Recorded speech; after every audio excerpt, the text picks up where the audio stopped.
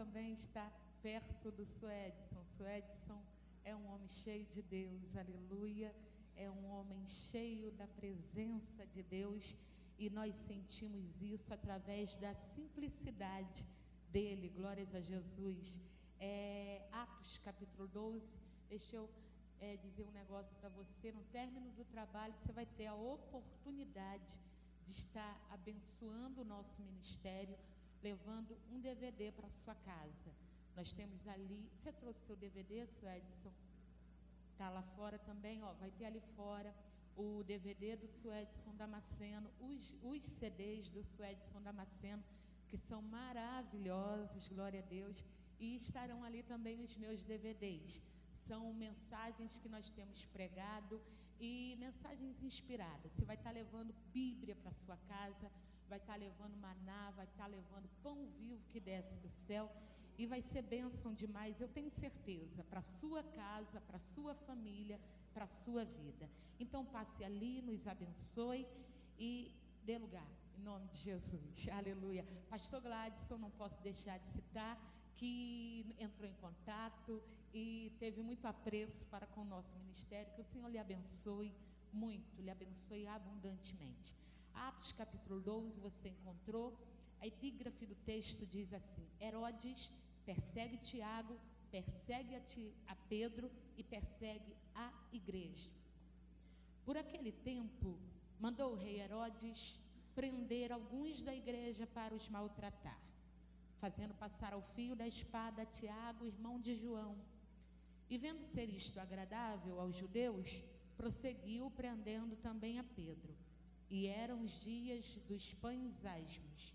Tendo feito prender, lançou-o no cárcere, e entregando-o a 4 escoltas de 4 soldados cada uma, para o guardarem, tencionando apresentá-lo ao povo depois da Páscoa. Pedro, pois, estava guardado no cárcere, mas havia oração incessante a Deus por parte da igreja a favor dele. Quando Herodes estava para apresentá-lo naquela mesma noite, Pedro dormia entre 2 soldados, acorrentado com 2 cadeias, e sentinelas à porta guardavam o cárcere. Eis, porém, que sobreveio um anjo do Senhor, e uma luz muito forte iluminou a prisão. E tocando o lado de Pedro, o despertou, dizendo: Pedro, levanta depressa. Então as cadeias caíram-lhe das mãos. E disse-lhe o anjo: cinge-te e calça as sandálias. E ele assim fez. E disse-lhe mais: põe a capa e segue-me. Então, saindo, o seguia, não sabendo que era real que se fazia por meio do anjo. Antes lhe parecia uma visão. Depois de terem passado a primeira e a segunda sentinela, chegaram ao portão de ferro que dava para a cidade, o qual se lhes abriu automaticamente. E saindo, enveredaram por uma rua, e logo adiante o anjo se apartou dele. Então Pedro caiu em si e disse: agora sei verdadeiramente que o Senhor enviou o seu anjo e me livrou das mãos de Herodes e da expectativa dos judeus. Pode tomar o seu assento, e que o Senhor nos abençoe por intermédio de sua poderosa e santa palavra. É a nossa oração nesta noite. Igreja, noiva santa do Cordeiro, nós estamos aqui mediante a palavra de Deus no livro dos Atos dos Apóstolos. Fizemos menção hoje deste livro. Nós bem poderíamos chamar este livro de Atos do Espírito Santo, porque todos os atos dos apóstolos foram impulsionados pela pessoa do divino Espírito Santo. O livro de Atos, ele é o elo entre os evangelhos e as epístolas. O livro de Atos, ele está aqui logo após o Evangelho de Jesus Cristo, segundo escreveu João.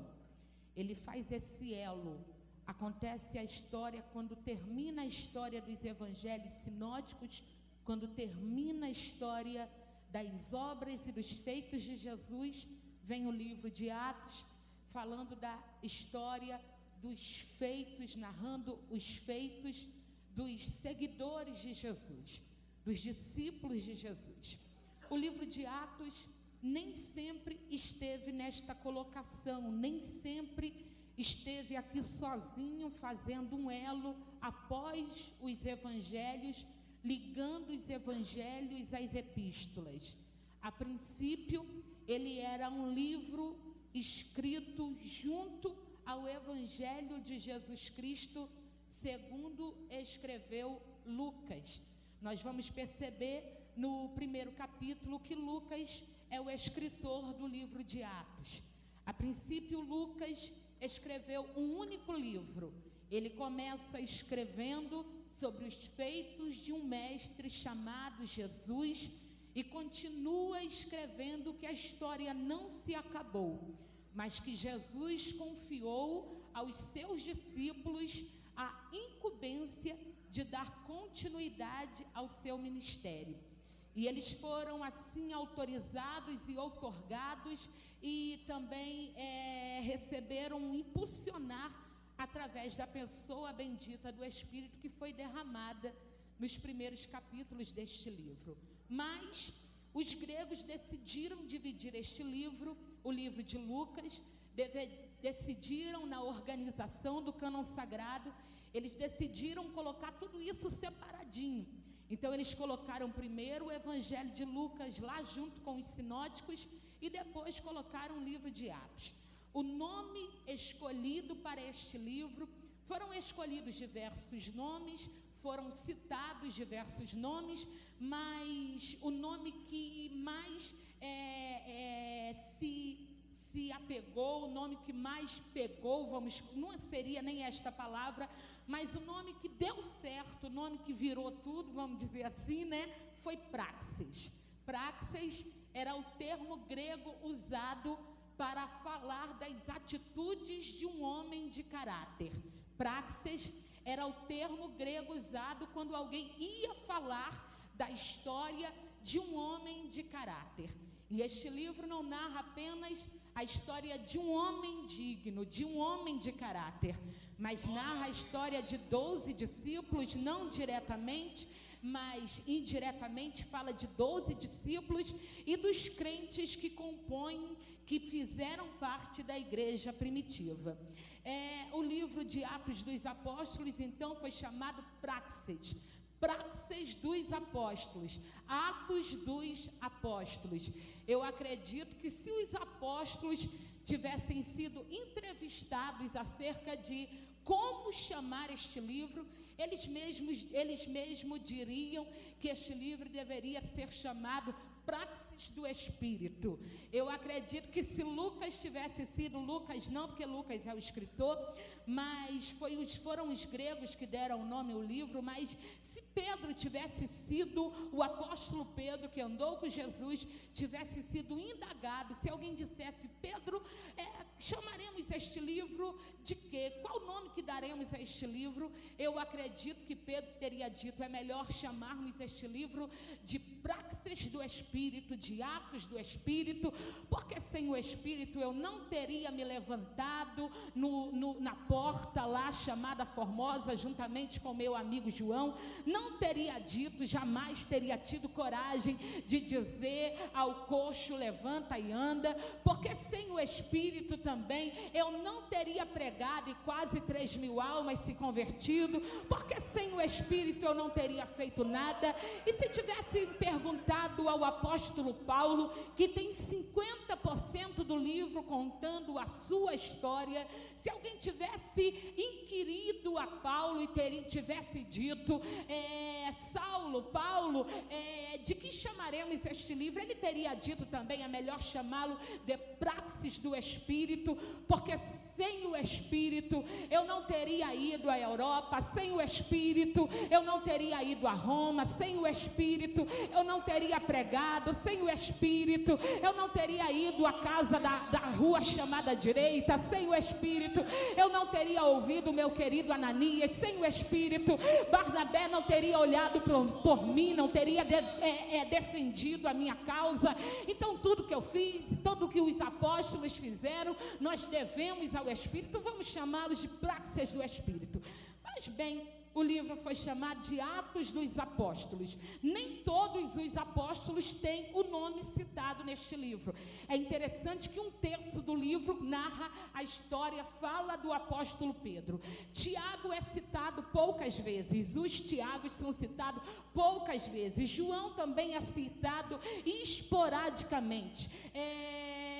Mas 50% do livro fala do apóstolo Paulo. E aí quando eu vejo 50% do livro falando do apóstolo Paulo, meu coração se alegra demais, e eu vejo como que esse Deus é terrível, oh aleluia, glória a Jesus, como ele é maravilhoso e como a graça dele é infinita e assustadora. É esse o termo que eu quero usar para esta graça neste início de madrugada, uma graça assombrosa, oh glória a Jesus, aleluia, glória a Deus. Por quê?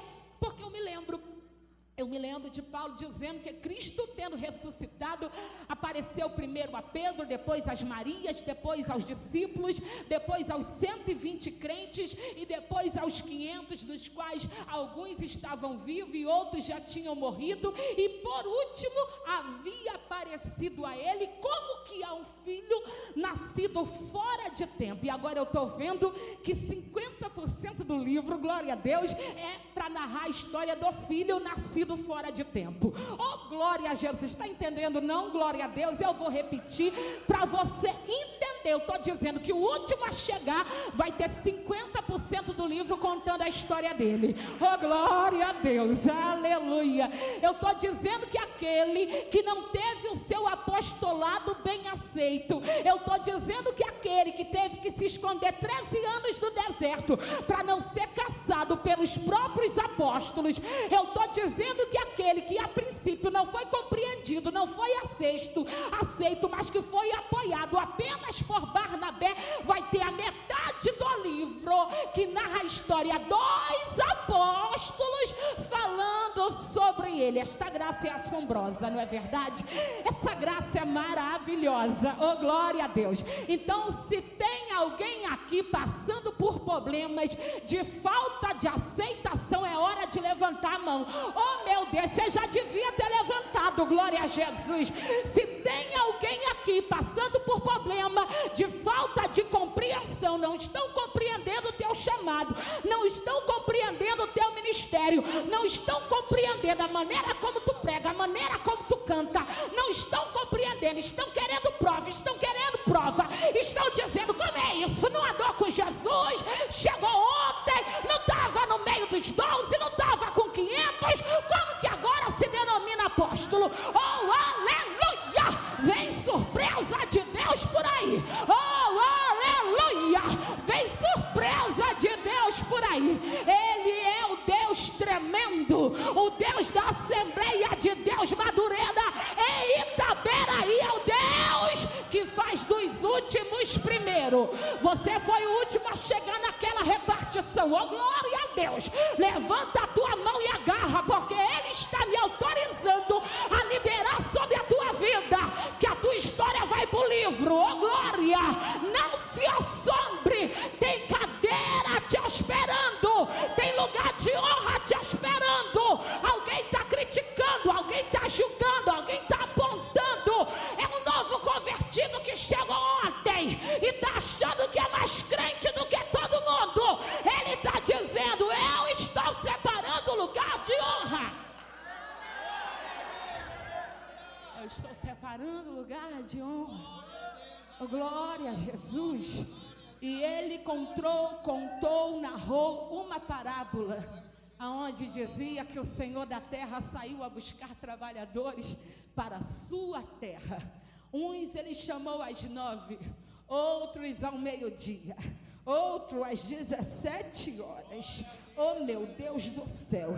E quando o dia do pagamento chegou, porque o dia do pagamento chega, oh glória a Deus, oh meu Deus do céu, o dia do pagamento chega sim, oh aleluia, chega. E quando o dia do pagamento chegou, a surpresa é, o que foi depositado na conta de quem chegou às 9, era o mesmo que fora depositado na conta de quem chegou às 17. E alguém ficou intrigado e disse: como assim? Estou trabalhando desde as 9 e como este que foi o último a chegar recebe o mesmo salário que eu? E aí o dono da terra, que manda no céu, que manda no mar, que manda na igreja, que manda na cidade, que manda na repartição pública, que manda na que manda na prefeitura, que manda na empresa que tu trabalha, que manda, oh aleluia, porque se nós diminuirmos Deus a mandar apenas na igreja, oh meu Deus do céu, miseráveis homens que somos, Ele manda no céu, Ele manda em coisas espirituais, mas também manda em coisas materiais. Ele é Deus para ordenar teu pastor a te separar, mesmo alguém achando que tu não tem habilidade, e é Deus para ordenar o teu gerente a te colocar em lugar alto. Ele é Deus que manda, Ele é Deus que ordena, Ele é Deus em Jerusalém, Daniel, mas também é Deus na Babilônia,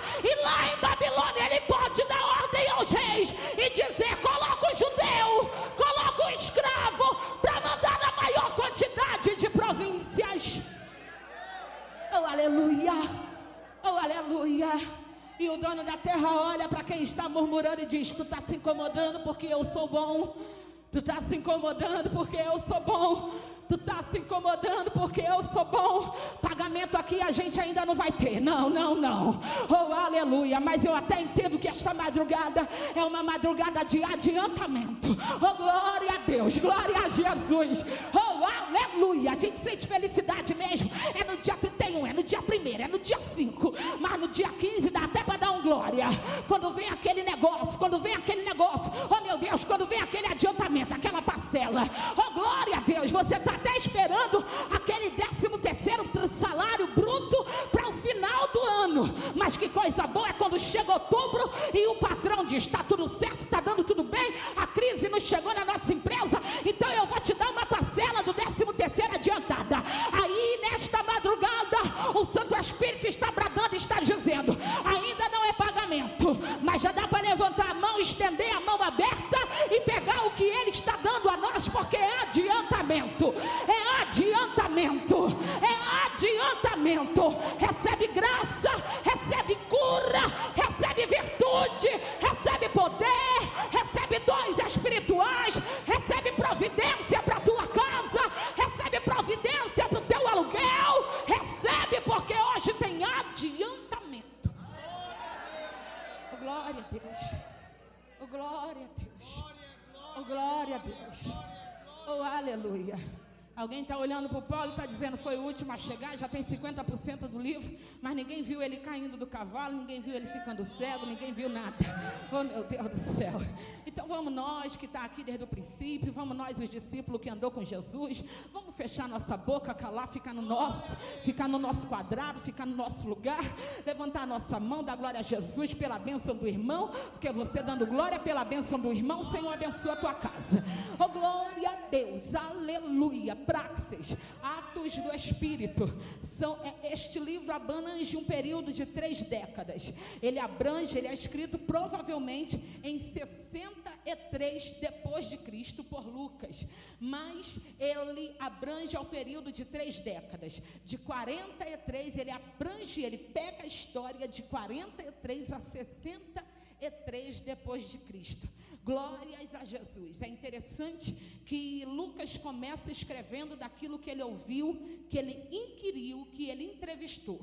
O modo de Lucas escrever era assim: quando ele escreve o Evangelho de Jesus Cristo, segundo ele escreveu, segundo Lucas, ele entrevista, ele pergunta, ele questiona, e a partir das respostas ele reúne informações e escreve, porque não faz mal perguntar, tá? Em parte conhecemos e em parte profetizamos. Não adianta querer que Deus revele tudo, nem tudo ele vai revelar. Tem coisa que você vai ter que olhar para o irmão e perguntar: é isso mesmo? Está magoada por quê? Está triste? Está chateada? Fiz alguma coisa? Não adianta ficar querendo que Deus revele tudo, porque nem Jesus tinha um ministério 100% revelação. O cego se apresentou e ele perguntou: o que queres que eu te faça? Oh, meu Deus do céu. O leproso também indagava, a mulher, ele também indagava, ele fazia perguntas. Então recebe aí também, em nome de Jesus, você está liberado a fazer perguntas. Amém, minha irmã? Marido está intrigado? Não tem problema não, você bate assim nas costas dele com muito carinho, bate não, você toca assim nas costas dele, quando ele deitar na cama virado para um lado, e bem cheirosa, bem linda, toca assim nas costas dele e pergunta: o que está acontecendo, meu amor? Você está quieto demais. Não, você não vai esperar o anjo te revelar. Não vai, porque o anjo só revela o que é necessidade dele revelar. Você não tem boca? Então você vai perguntar, você vai indagar. E era isso que Lucas fazia, e o ministério dele nasce ele perguntando. Oh, glória a Deus, aleluia. Ele começa escrevendo daquilo que ouviu. Ele ouvia o que alguém dizia e escrevia, e ele estava agindo por fé. Por quê? Porque não andou com Jesus, não viu como Jesus nasceu, não viu estrela brilhando, não viu rei, não viu pastor, não viu mago do Oriente, não viu, mas a Maria disse: foi assim, Lucas, e ele acreditou, ele teve fé e escreveu. Ele não viu o cego enxergando, não viu o gago falando, não viu o mudo falando, não viu o paralítico andando, mas alguém disse: um dia o paralítico andou, um dia o cego enxergou, e ele: ok, vou escrever aqui também. Ele estava agindo por fé, e aí o livro de Atos começa assim também, ele agindo por fé, ele escrevendo do que tinha ouvido alguém dizer. Mas aí vai chegar o capítulo 13, oh glória a Jesus, aleluia, e a partir do capítulo 13, Lucas sai da terceira pessoa do plural e vem para a primeira pessoa do plural. Ele deixa de dizer: e eles foram, e eles fizeram, e eles estavam, e eles andavam. E a partir do capítulo 13 ele começa a dizer: e nós fomos, e nós fizemos, e nós estávamos, e nós curamos, e nós oramos, e nós pregamos. Por quê? Porque aquele que escreveu do que não viu vai viver também milagre. Oh, glória a Deus. Tem milagre na casa nessa madrugada. O nome dessa vigília não é à toa não. Oh, aleluia. Tem milagre. Tem gente que está aqui desde a primeira vigília do ano, glória a Deus, mas até hoje nunca testemunhou o milagre. Você ouviu o Damasceno, o Suedson Damasceno contando milagre, e você disse: que coisa linda. Você levantou a mão, deu glória, o dinheiro não foi para a tua conta, a tua conta não foi paga, não, você continua com débito, você está com medo de perder a casa, mas mesmo assim você levanta a mão e acredita: Jesus não pagou minha conta, mas pagou a conta dele. É alguém que levanta a mão e diz: glória a Deus, eu não estou nem aí. Jesus não salvou meu marido, mas salvou o marido dela. Oh meu Deus, é alguém que marcha, que sente o gozo do Espírito, que brada em línguas e diz: ele não abriu a porta para mim, mas abriu a porta para o meu irmão. Oh aleluia, é alguém que dá glória por milagres que ouviu que um terceiro viveu. Oh glória a Deus. Você vai sair da primeira, você vai sair da terceira pessoa do plural. Vem comigo, a gente vai entrar nessa primeira pessoa do plural. A gente vai deixar de contar do que alguém viveu para contar o que nós vivemos. Você vai vivenciar os seus milagres. Você vai vivenciar os seus milagres. Você vai viver os seus milagres. Você não vai viver o resto da vida de história dos outros. Você vai ter a tua própria história para contar. Você não vai viver o resto da vida de testemunho alheio. Você vai ter o teu próprio testemunho para contar. Oh, glória a Deus. Mas voltando ao capítulo 12. No capítulo 12, o capítulo 12 se inicia com por aquele tempo. Por aquele tempo. Que tempo era este? Era o tempo em que Herodes, por volta do ano 43 depois de Cristo, quando Herodes resolve se levantar contra a igreja. É a primeira vez, esta é a primeira vez que a igreja sofre uma perseguição civil. Até o capítulo 12, você vai encontrar a igreja sendo perseguida por Anás, por Caifás, por judeus, por fariseus, por escribas e por saduceus. Mas a igreja está crescendo. Ela foi de 120, ela foi de 12 a 120, de 120 a 500.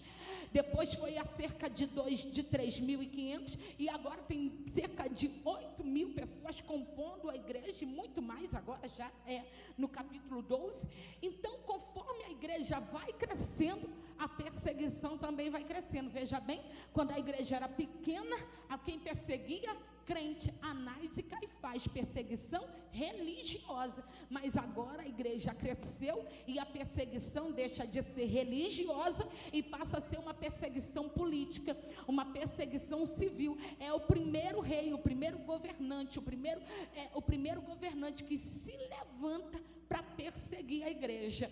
E você acha que eu estou triste por causa desse capítulo 12, aonde a perseguição está sendo mais acirrada? Não, pelo contrário, eu estou me alegrando no Senhor. Oh, aleluia, eu estou exultando no Deus da minha salvação. Sabe por quê? Porque o tipo de luta que a gente enfrenta mostra o tipo de crente que a gente é. O tipo de luta que nós enfrentamos reflete ao tipo de crente que nós somos.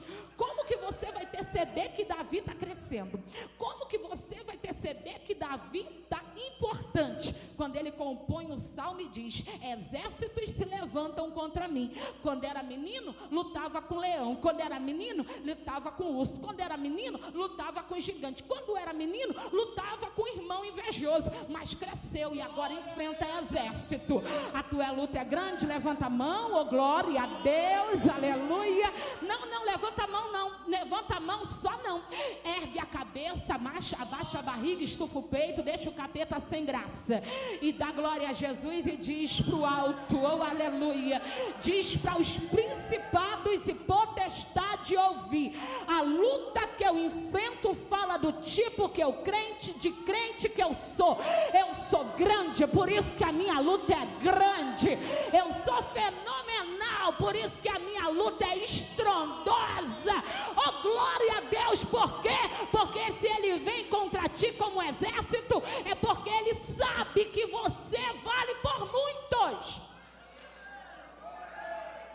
Tem crente que o diabo derruba com qualquer vento, mas eu quero ser um crente que dá trabalho pro capeta. Oh glória a Deus, alguém quer? Glória a Jesus, aleluia. Eu quero dar trabalho, oh glória a Deus. É que se façam reuniões, eu estou guardada debaixo do sangue do Cordeiro. 1000 cairão ao meu lado, 10.000 à minha direita, e eu não serei atingido. Mas que se façam reuniões, oh glória a Deus. Eu estou me lembrando dos filhos de Cefa, querendo expulsar demônios, e os demônios diziam: Paulo nós conhecemos, o nome dele é citado. Não diziam isso, mas é como se dissessem: o nome dele é citado muitas vezes. É um crente que dá trabalho. E como dá trabalho? Este Paulo nós conhecemos. Amém, amém. Diga glória, porque nenhuma arma preparada vai prosperar. Não, você não pode ter medo do capeta. Não, você olhou assim para mim com jeito assustado. Não, para com isso, você é mais do que vencedor. Oh glória a Jesus. Você está sentado com Cristo nos lugares celestiais. Oh glória a Deus, aleluia. Oh glória a Jesus. Diga como disse Davi: ainda que um exército se acampasse contra mim, eu não temeria, mas nele eu confiaria.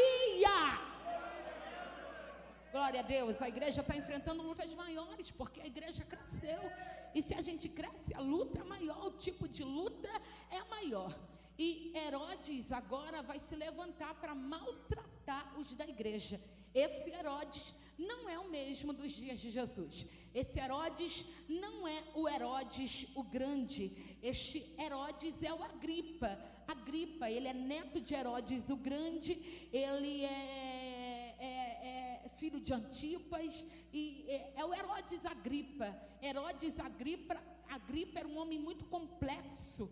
Ele, religiosamente, ele era judeu, Porque quando Ircanô invadiu a Idumeia, ele obrigou os idumeus a se tornarem judeus. Então ele era descendente dos idumeus. Então religiosamente esse Herodes era idumeu. Olha que homem complexo.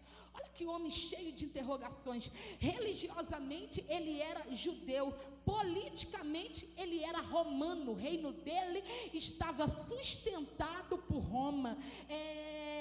Culturalmente ele era grego, era metido a falar bem, queria ser muito importante.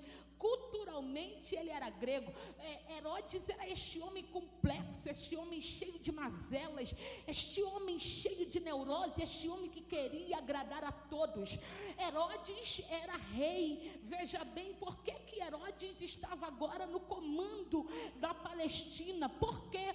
Porque Roma havia colocado os Herodes ali. Herodes não era um nome próprio, o nome dele era Agripa. Herodes era um nome que era passado de pai para filho, a família dos herodianos, e ele estava ali na Palestina reinando, ele estava ali governando, mas sangue judeu de verdade ele não tinha. Ele até dizia ser judeu por parte de sua avó Mariane, uma moça judia que se casou com um dos Herodes. Aí ele dizia que era judeu, mas qual era o problema de Herodes? Herodes não conseguia agradar os seus súditos.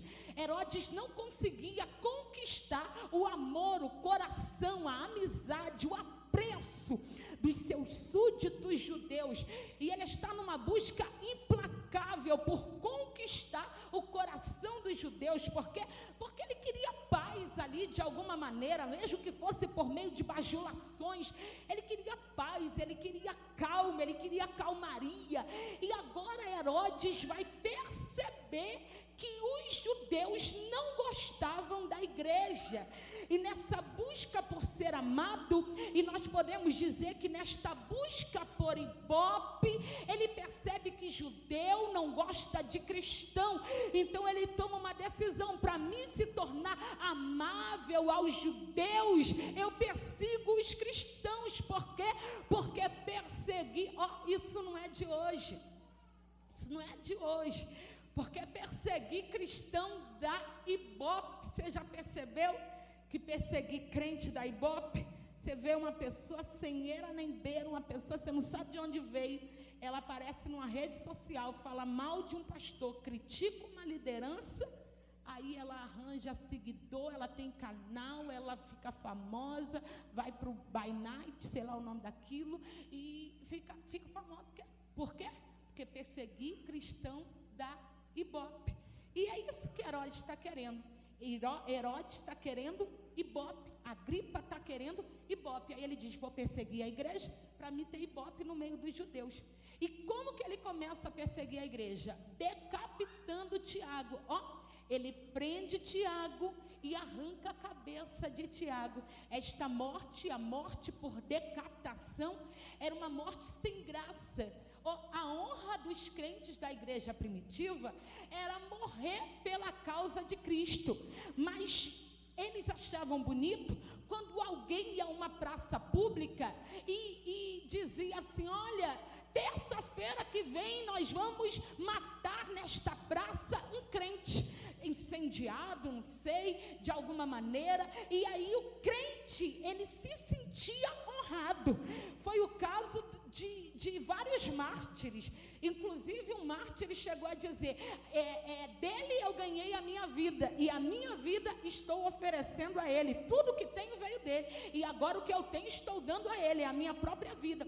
E o que Herodes vai fazer? Herodes vai matar Tiago decapitado. Esta morte poderia acontecer a qualquer hora, em qualquer lugar. Não precisava de uma forca, não precisava de uma fogueira, simplesmente de um homem corajoso e de uma espada. Muito provavelmente Tiago não foi decapitado na frente dos irmãos. O que Herodes quis ao matar Tiago? Não apenas matar, mas tirar de Tiago a honra de morrer na frente dos irmãos, para transmitir aos irmãos a sua fé. Aí ele mata Tiago.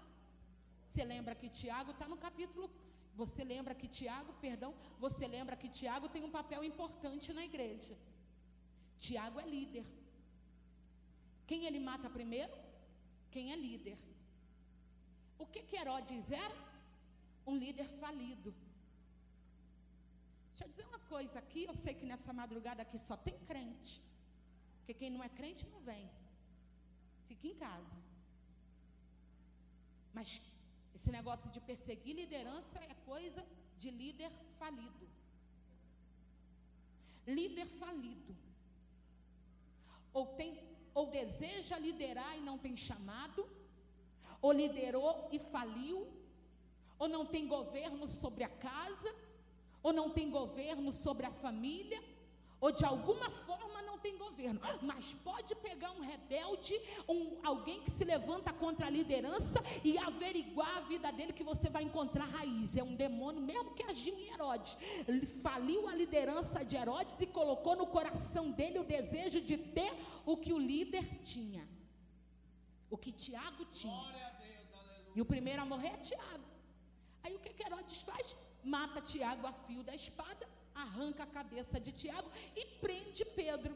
Só que quando ele prende Pedro, é o feriado da Páscoa, Pessar, Páscoa. O feriado da Páscoa é seguido pelos 7 dias de Matizá. Feriado da Páscoa, dia 14.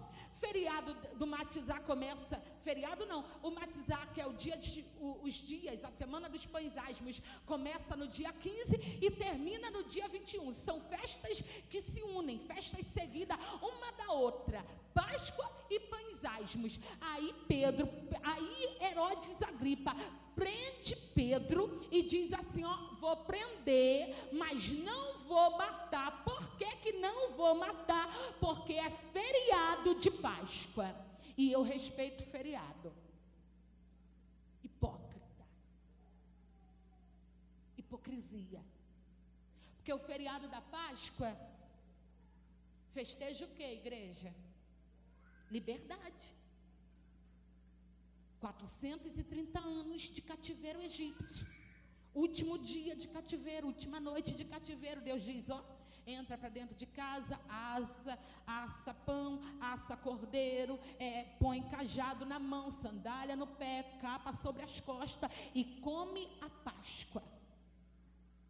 O feriado da Páscoa celebrava a liberdade. Repete para eu ouvir. Feriado da Páscoa celebra liberdade. E em dias de festa de liberdade, sabe o que Herodes está fazendo? Prendendo. Mas está dizendo assim, vou prender, mas não vou matar, porque respeito o feriado. Respeita feriado, mas não respeita o significado do feriado. Respeita o rótulo do feriado. Se não pode, não faz, mas não averigua o verdadeiro significado. E aí ele diz, oh meu Deus do céu, é muita cara de pau esse Herodes. E aí ele diz assim, ó, vou prender, mas não vou matar. Mas isso aqui é o que, gente? Isso aqui é graça. Isso aqui é 43, Herodes, isso aqui é 43 depois de Cristo. O Cordeiro já veio, o Cordeiro já morreu, ao terceiro dia ressuscitou. Isso aqui é graça, meu filho. E na graça, você não precisa matar para pecar, basta projetar, já pecou. Não, porque o Herodes passa o feriado roendo unha. Ele não consegue participar do cordeiro direito, que ele está pensando assim, como que eu mato esse pregador, hein? Eu arranco a pele, eu queimo na fogueira. E está dizendo, ó, não estou matando não, vou matar, mas vou matar no dia certo. Herodes, isso aqui é graça. Glória a Deus. E na graça basta projetar, basta pensar, já pecou. Na graça não precisa levar para o motel. Na graça, basta desejar. e já pecou. Na graça, não precisa levantar a calúnia. Na graça basta intentar o mal contra alguém na mente e já pecou. Isso é graça, Herodes. Só que tem uma surpresa. Porque enquanto Herodes passa a madrugada projetando como matar o pregador, na casa de Maria, mãe de João Marcos, tem um povo que passa a madrugada orando pelo pregador. Glória a Deus. Na casa de Maria, que nós poderíamos chamar de casa dos milagres, tem um povo, oh glória a Deus, que não está reunido em contenda, que não está reunido em fofoca, mas que está levantando as mãos limpas e está erguendo a voz em adoração, intercedendo por quem está preso. Na casa de Maria, na casa dos milagres. E o texto diz que eles faziam oração incessante. E no original grego é ektenos. E ektenos quer dizer trazer para mim a dor alheia. E esses crentes reunidos na casa de Maria, mãe de João Marcos, não estão presos, estão livres. E esses crentes têm liberdade de ir e vir. E estes crentes não estão ameaçados de morte. Mas quando eles dobram o joelho, eles sentem como se as algemas estivessem nas mãos dele. Nas mãos deles, como se a dor fosse deles, como se a grade estivesse prendendo a eles. São como se os 4 quaternos, como se os 16 soldados organizados de 3 em 3 horas estivessem vigiando a eles. E eles oram com lágrimas. Na casa dos milagres, na casa de Maria, mãe de João Marcos, não é como em Siló, aonde se reuniam. Mas só Ana chorava, enquanto isso Penina caluniava e Eli julgava. Não, ali era ektenos, ali a dor de Ana era minha, ali a tua dor é minha, ali um sentia a dor do outro. Aleluia. Ali não se dividia apenas o pão, ali se dividia o amargor da vida. Dá para você fazer assim para o seu irmão? Só faça isso se o Espírito te impulsionar. Não entre em algo de maneira leviana, não. Só faça isso se o Espírito te impulsionar. Estenda a mão ao seu irmão e diga para ele assim: me dê, oh aleluia, me dê, não apenas o pão, divida comigo o amargo da vida. Se as ervas são amargas, se o pão é sem fermento, eu vou participar contigo. Oh aleluia, oh aleluia, oh aleluia. E o resultado disso é que um Pedro tinha segurança para dormir preso. E o resultado disso é que Pedro pode virar a noite dormindo. Sabe por que um Pedro consegue dormir sabendo que tem uma corrente com um homem preso à sua direita e outra corrente com outro soldado preso à sua esquerda, e que na porta da cela tem 2 homens vigiando? Sabe como que um Pedro consegue dormir? Sabendo que um Herodes que tem coroa está projetando matá-lo, sabendo que lá fora a expectativa do populacho é vê-lo morto. Sabe como que um Pedro consegue dormir? É quando ele sabe: tem uma multidão aqui querendo o meu sangue, mas tem um povo na casa de Maria orando por mim. Dá uma segurança, não é verdade?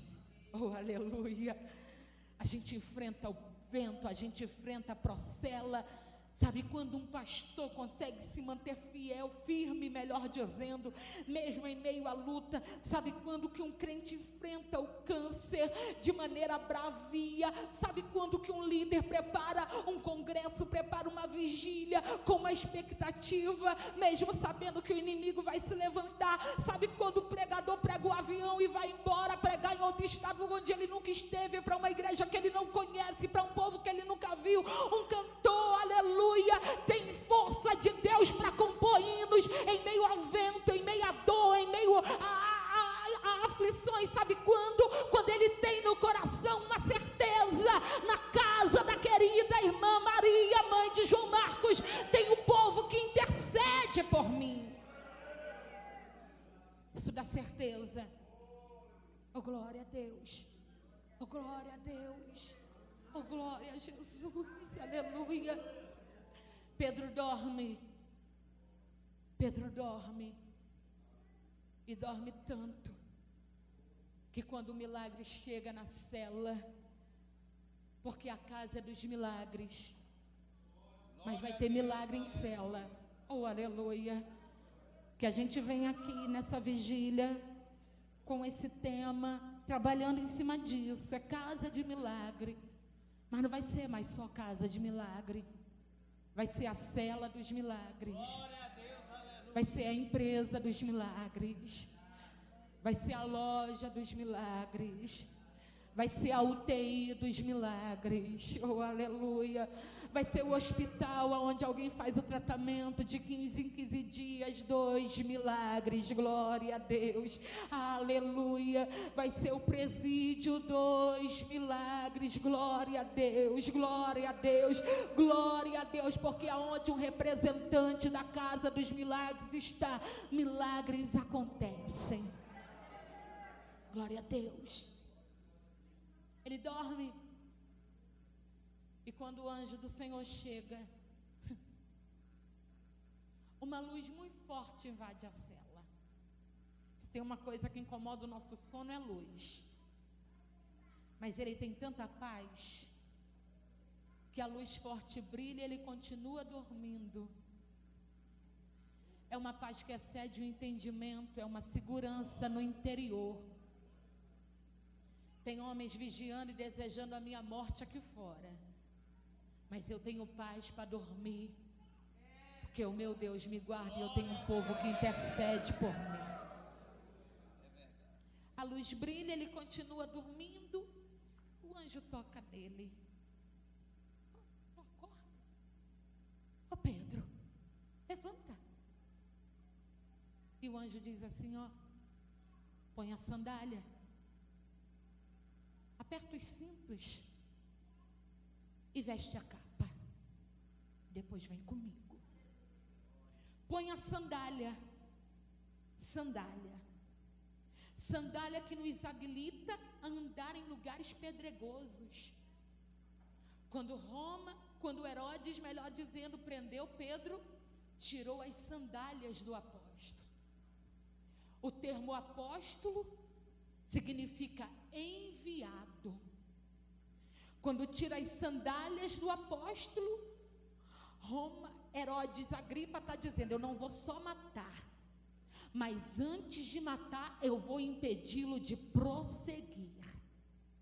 Eu vou impedi-lo de caminhar. Tira os cintos que seguram a roupa, e isto fala de honra. E quando Agripa prende, tira os cintos, como quem diz, eu vou envergonhar o ministério, eu vou tirar a honra do ministério. Quando Agripa prende, ele também tira a capa, proteção e autorização. E ele está dizendo, eu vou tirar a proteção, eu vou tirar a autorização ministerial. A igreja está dentro da casa de Maria orando pela libertação de Pedro. Mas Deus não apenas envia anjos para libertar, mas envia anjos para restaurar. Ele sai daquela terceira prisão, é a terceira vez que Pedro é preso e sai para continuar o ministério, porque o anjo diz: tu sai, mas não sai sem sandália, põe a sandália. Tu sai, mas não sai sem cinto. Tu sai, mas não sai sem capa. Tu sai, mas teu ministério não vai ficar marcado por esta prisão. Tu sai, mas tu não vai parar de fazer a obra por causa da prisão. Tu sai, mas não vai ter vergonha, não vai ter adultério, não vai ter zombaria, não vai ter mancha no teu ministério. Põe o cinto, tu sai. Tu sai, eu te digo mais, tem autorização ministerial. Não é porque tu está preso que o teu ministério acabou. Tem proteção, não é porque tu está preso que tu foi abandonado. Põe a capa, porque ele te autoriza e te guarda. Oh, glória. E a prisão que era para a morte acabou com o renovo. Porque Pedro, quando sai da prisão, continua a obra, porque entende: eu tenho sandália, estou autorizado, eu tenho cinto, tenho honra e tenho capa, estou guardado. Aleluia. E o anjo pega ele pela mão e vai levando. Oh, glória a Deus. E vai levando. Por quê? Acredito eu, porque nem ele mais acreditava que viveria. Acredito eu que ele não acreditava que sairia dali vivo. Então o milagre é tão inesperado que o anjo precisa arrastá-lo pelas mãos. Nem que seja arrastado, mas você vai viver o seu milagre. Oh, glória a Deus. E quando o anjo solta, os portões se abrem automaticamente. O anjo o solta, ele vai para a casa de Maria, para a casa dos milagres. Ele vai para lá em gratidão. Oh, glória a Deus. Para onde eu vou? Para a casa de quem ora por mim. Oh, glória a Jesus, aleluia. Quando chega na casa de Maria, bate na porta.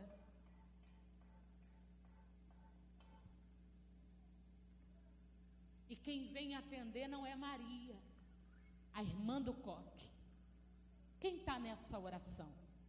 Maria, Joana, Susana. As mulheres que seguiam Jesus, mulheres experientes. Mas quem ouve o bater na porta, todos oram. Mas só a menina Rode ouve o bater na porta. Quando chega próximo ao portão, reconhece a voz. Quem está batendo na porta?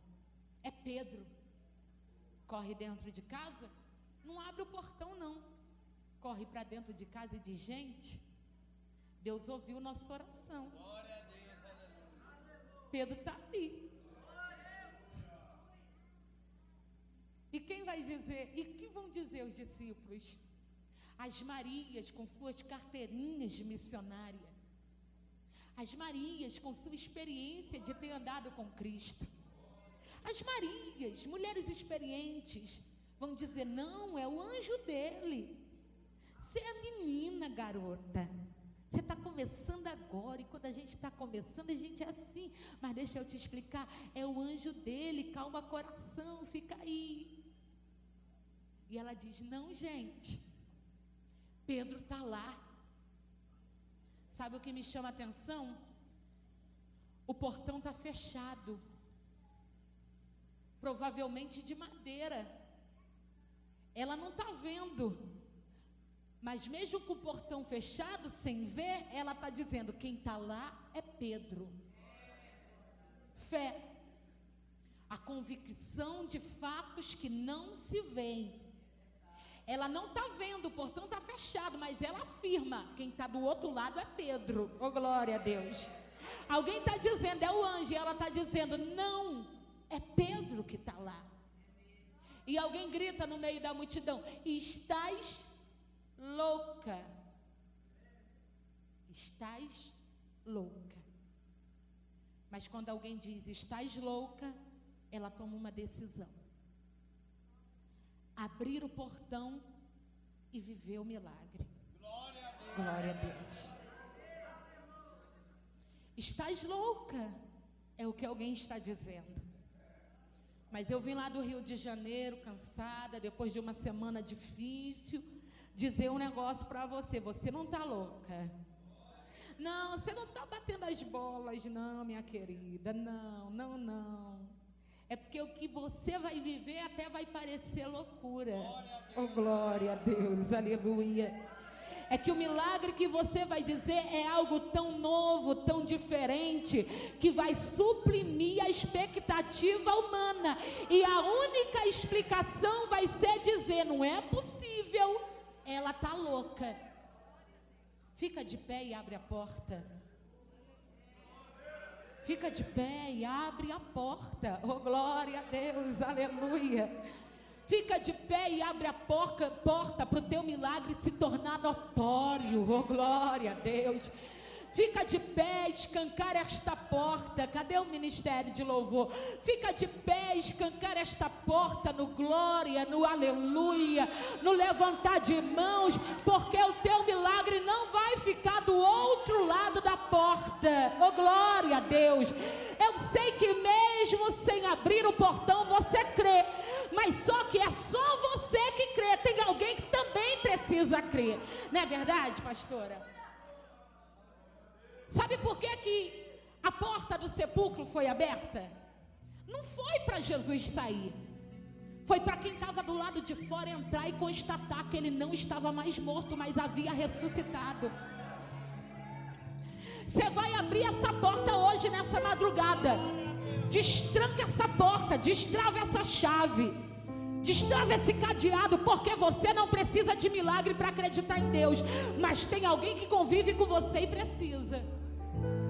Você não precisa de porta aberta, você não precisa de providência, você não precisa que o nódulo desapareça, você não precisa que ele faça nada. Você acredita nele pelo que ele é e não pelo que ele faz. Só que tem alguém dizendo: tá louca, entrou nesse negócio de evangelho e agora essa menina tá estranha. Então, para que alguém, glória a Deus, seja alcançado por essa fé viva que arde no teu peito, abre a porta para a luz que alcançou o teu ser alcançar quem mora na mesma casa que você mora. Você vai chamar o teu milagre para dentro da tua casa. Você vai convidar o teu milagre para dentro da tua casa. Deus do céu, Deus do seu alto trono sabe. Deus do seu alto trono sabe. Ele não precisa fazer isso por você, mas precisa fazer isso pelos seus familiares, que olham para você e dizem: ela está louca porque ela crê no impossível. Ela está tendo alucinação. Então agora você vai chamar o teu milagre à existência. Se você quer chamar o teu milagre à existência, venha ao altar do Senhor rapidamente, que eu quero orar por você. Você vai chamar o milagre à existência. Qual é o milagre que você necessita? Qual é o milagre que você precisa? Seja algo no mundo espiritual ou algo no mundo material, seja algo físico ou seja algo invisível, mas agora você vai dar nome ao teu milagre. O teu milagre está do outro lado da porta. Eu estou autorizada, como o Suedson canta, eu estou autorizada. Tem milagre batendo na porta de gente aqui. Verbaliza a tua necessidade agora. Verbaliza a tua necessidade agora. Tem que ter foco, tem que ter alvo, tem que ter propósito. Não é vir para o altar para orar por qualquer situação, não. É vir para o altar com um propósito firme. Meu Deus, faça isso na minha vida, para que todos vejam, constatem, se alegrem e confirmem que foi o Senhor que fez estas coisas. Deus bendito e amado, eis aí a tua igreja. Cada um tem uma necessidade, cada um tem um porquê de estar no teu altar. Meu Deus, aqui estão várias rodes, vários homens e várias mulheres de Deus. Há alguns como Rode, nem tem experiência, muita experiência, mas já estão vivenciando o milagre. A certeza alcançou o coração de tal maneira que eles nem se preocupam em abrir a porta. A certeza alcançou o coração de tal maneira que eles nem estão se preocupando com o objeto concreto do milagre. A certeza da cura alcançou o coração deste homem, desta mulher, de tal forma que ele nem precisa de um laudo médico, ele nem precisa de alguém perito, não, ele acredita que tu o curou. Ele nem precisa, meu Deus, de uma prosperidade, de algo palpável, porque ele vê o teu cuidado pelo lar dele, pela casa dele, pela vida dela. Ele tem vivido o milagre, mas tem gente dentro da casa, tem gente na família que está com a expectativa e está dizendo: não é possível, eu não estou conseguindo enxergar o Pedro, eu não estou conseguindo ver o Pedro, não é possível. É coisa da mente dela, é coisa da mente, é coisa do coração dela, ela não está vivendo. Então eu quero te pedir para que a fé destes que estão dentro desta casa seja edificada. Eu quero te pedir, ó Deus, realiza o milagre. Eu quero convidar Pedro a entrar dentro de cada casa. Eu te peço milagre em todos os aspectos da vida do teu povo. Eu te peço milagre na área conjugal. Eu te peço milagre, oh aleluia, na área espiritual. Eu te peço nesta noite, nesta madrugada, milagre na área física. Que ossos venham a ser curados, que doenças psicossomáticas, doenças da mente venham a ser repreendidas.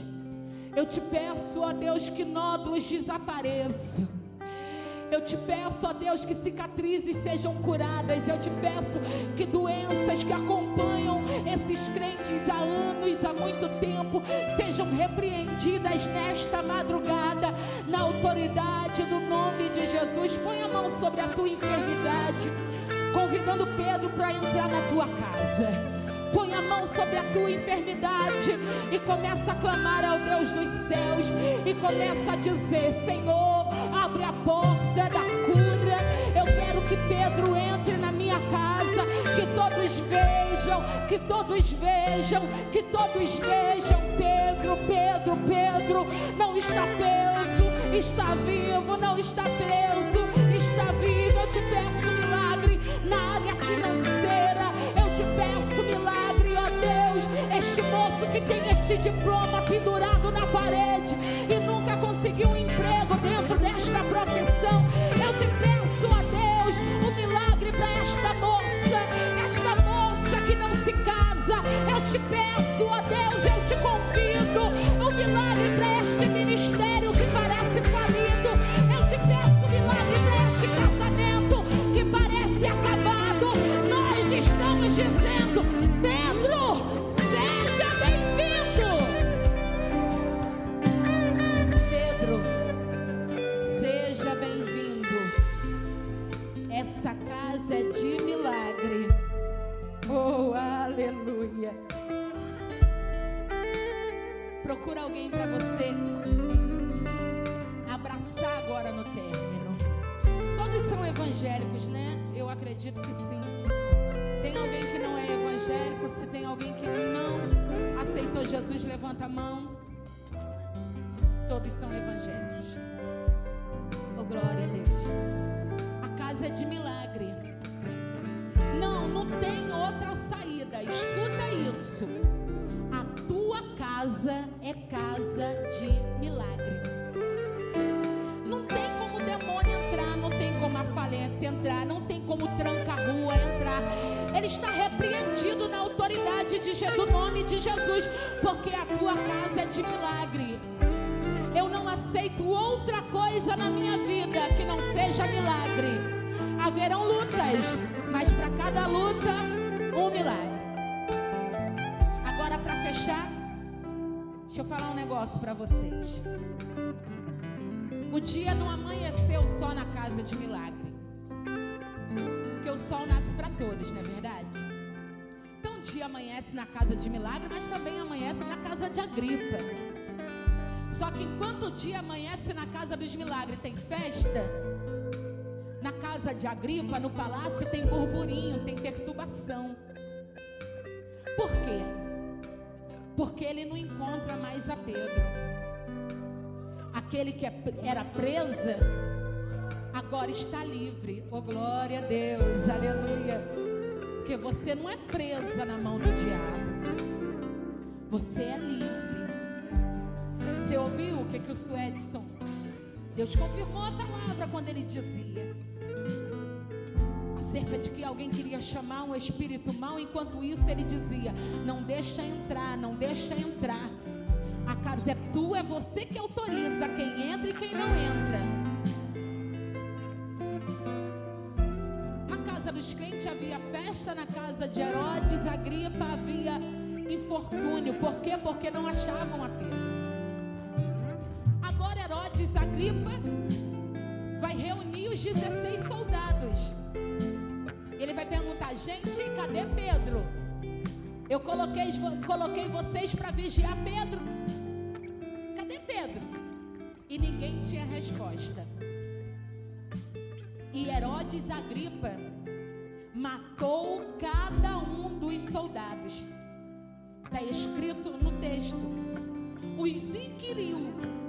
E eles não tendo resposta sobre o paradelo de Pedro, os justiçou. Ou seja, eles pagaram com a própria vida pela vida de Pedro. O que alguém está pensando acerca de Pedro vai acontecer com ele. E Pedro sujou as mãos? Não. Porque quem quer matar Pedro, quem junta patota contra a vida de Pedro, se preocupa não, porque eles se matarão a si mesmo para lá. Oh, glória a Deus. Você não precisa dar resposta, você não precisa pôr dedo na cara. Não, você não vai fazer aquela publicação no Face. Para com isso, que isso é coisa de crente mimado. Se tem uma coisa que o diabo gosta, é de crente mimado. Pedro está de mão limpa. E tudo bem, quem sobrou? Sobrou Herodes. Passa alguns dias, Herodes vai dar um discurso. Pensa num homem que se arrumou para dar um discurso. Ele está pensando: estou perseguindo a igreja, Pedro agora sei lá onde está, não sei o quê, Tiago morreu, botou a roupa mais bonita que tinha. E os historiadores dizem que provavelmente era uma roupa prata ou dourada que reluzia no sol. Subiu no palco, se assentou no trono e começou a falar. Quando ele estava dando o seu discurso, os seus súditos maravilhados começaram a dizer: gente, isso é a voz de um Deus e não de um homem.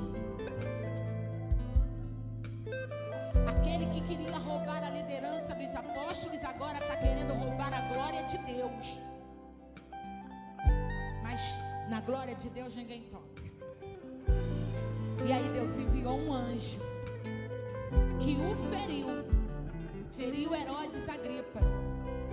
E o texto diz assim, olha: e comido de bicho expirou. Aí quem é bem bobinho vai dizer assim: ó, comido de bicho. Vão querer explicar. Comido de bicho é um termo que é usado para quem morria com uma dor muito forte no ventre e exalando um mau odor. Mas eu sou do simples.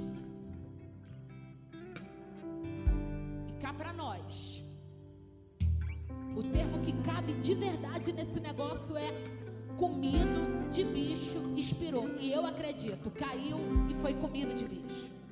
É o que eu acredito. E aí, se nós formos a história do livro de Atos, nós vamos perceber que no período do livro de Atos foi o período que mais a igreja foi perseguida, porém foi o período que mais a igreja cresceu. Quando a gente chega no versículo que diz que Herodes, comido de bicho, expirou, logo em seguida o texto vai dizer o seguinte: e a igreja crescia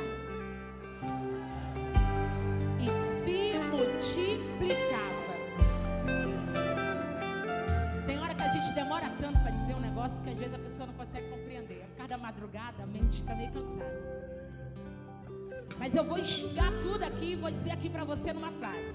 Para você que não entendeu, entender agora e pegar com glória. Aleluia.